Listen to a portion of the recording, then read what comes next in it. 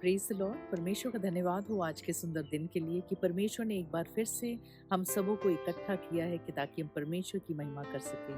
आइए ये समय है परमेश्वर की तारीफ करने का, परमेश्वर की महिमा करने का। परमेश्वर ने किस तरह 6 दिन आपको सुरक्षित रखा है, किस तरह 6 दिन परमेश्वर ने आपको तमाम आशीषें दी हैं। आइए समय है धन्यवाद करने का। आइए मिलकर परमेश्वर की आराधना करेंगे, परमेश्वर की महिमा करेंगे, परमेश्वर को ऊँचे पे उठाएँगे। उसके बाद हम चलेंगे वचन में, सुंदर से वचन को सुनेंगे और उससे परमेश्वर की महिमा करेंगे। आइए हम सब चलते हैं आगे की आराधना। हम सब आराधना में चलते हैं और प्रभु की महिमा के लिए एक गीत गाते हैं। करूँ मैं आराधना, करूँ मैं आराधना, आराधना,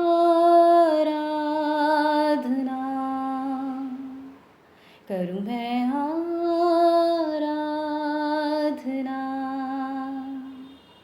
देने को कुछ भी नहीं, मेरा तो है कुछ नहीं। आया हूँ लेकर खाली हाथ, देता हूँ खुद को मैं आज। करूँ मैं आराधना, करूँ मैं आराधना, आराधना। सब कुछ तो तेरा ही है, मेरा तो है कुछ नहीं। जो कुछ है सब है तेरा ही नाम, करता हूँ मैं खुद को कुर्बान। करूँ मैं आराधना, करूँ मैं आराधना, आराधना। सांसें जो तूने दी हैं, धड़कन जो तूने दी है, घुटनों पर मैं गिर कर कहूँ, तेरे बिन ना जी सकूँ। करूँ मैं आराधना, करूँ मैं आराधना, आराधना। सर मेरा झुकाता हुआ, खुद को मैं देता हुआ, मुख के बल मैं गिर कर आज कहता हूँ यही बार बार। करूँ मैं आराधना, करूँ मैं आराधना,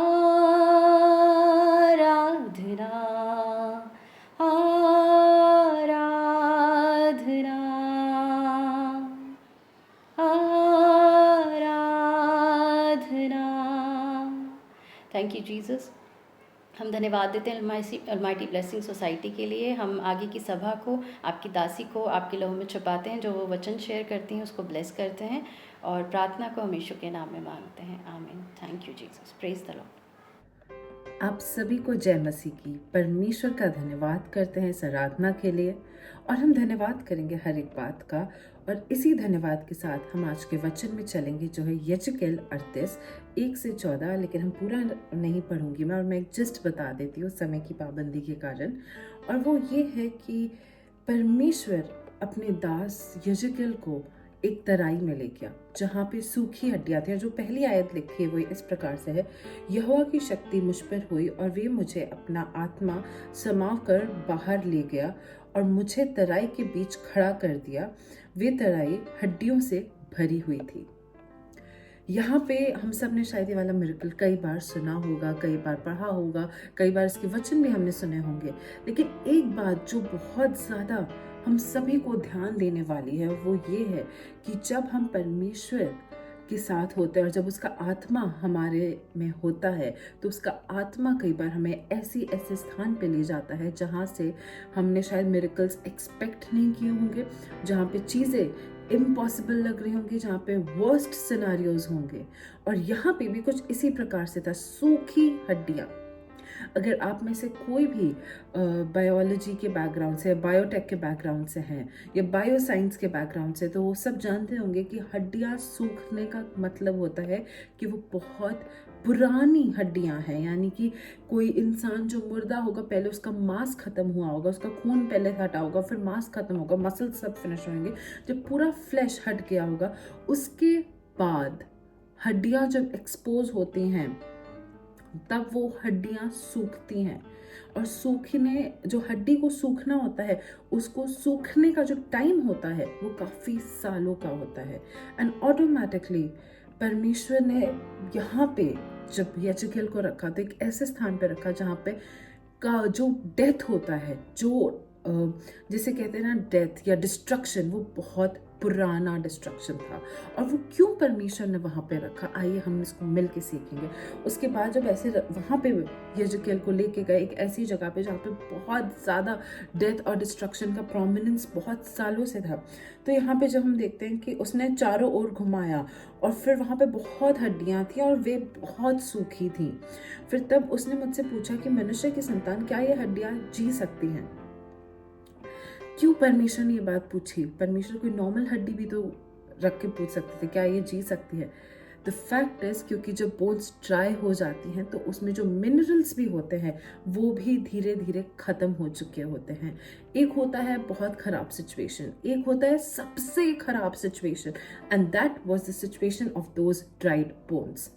और जब वो बहुत ज़्यादा सूख चुकी थी, वो इस हालत में थी वो हड्डियाँ कि उनकी ना, आप अगर आज के ज़माने में ना आप उससे प्रॉपर वे में एग्जैक्ट डीएनए एक्सट्रैक्ट करना मुश्किल हो सकता है, उसमें से मेडिसिन को निकालना मुश्किल हो सकता है, उसमें से बहुत सारी जो साइंटिफिक एक्सपेरिमेंट्स हम बोन्स पे करते हैं वो सब नहीं हो सकता है, बिकॉज वो जितना ज़्यादा खराब हो चुकी थी वो बोन्स। लेकिन परमेश्वर ने उतनी खराब बोन्स में भी एक चमत्कार किया, and that itself is proof that God can do miracles in my life, in your life and in everybody's life जो परमेश्वर पे भरोसा रखते हैं। All you need to do is just believe in God, and that's exactly what Ezekiel did. Ezekiel believed in God. उसने परमेश्वर पे पूरा पूरा भरोसा रखा। और जब परमेश्वर ने उससे पूछा क्या ये जी सकती हैं, तो Ezekiel ने ये नहीं सोचा कि ये क्या मुझसे पूछ रहे हैं, ये क्यों मुझसे ऐसे बात कर रहे हैं। नहीं, उसने सीधा परमेश्वर से ये कहा, यदि आप चाहें तो, यदि परमेश्वर चाहे तो वो क्यों नहीं हो सकता। और जब परमेश्वर ने बात सुनी तो परमेश्वर ने वो मिरेकल करके दिखाया। जो चीज़ें लेवल बाय लेवल डिस्ट्रक्ट हुई थी, वही लेवल बाय लेवल परमेश्वर ने कंस्ट्रक्ट करके दिखाया।